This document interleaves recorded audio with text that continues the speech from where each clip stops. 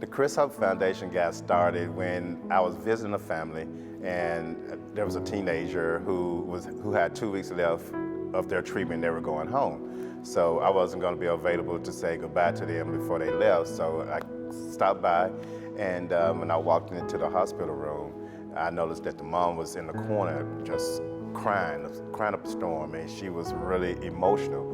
And of course, normally you're like, what's going on?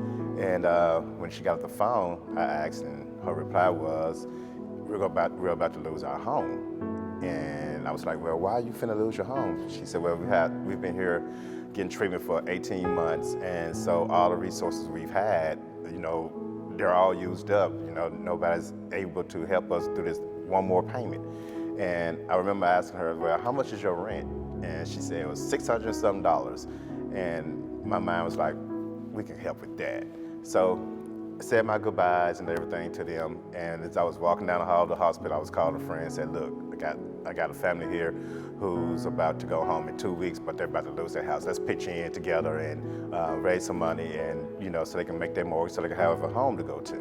And by the end of the day, we had the money. And I remember calling my aunt, who is now our CEO of All the Cage. We went the next day, took the money to her, because the mom didn't know that we were doing this. I didn't say anything because I didn't want to make a promise and then not come through.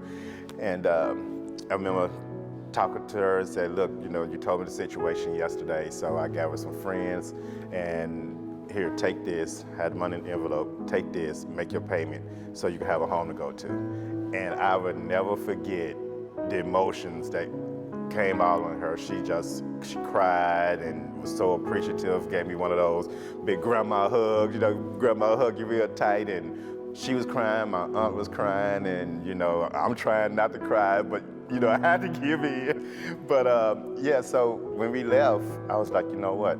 There are other families just like this, so why don't we try to help out all those that we can? Not knowing, even though we was helping with a mortgage payment, but there are so many other needs that are out there that I learned along the way.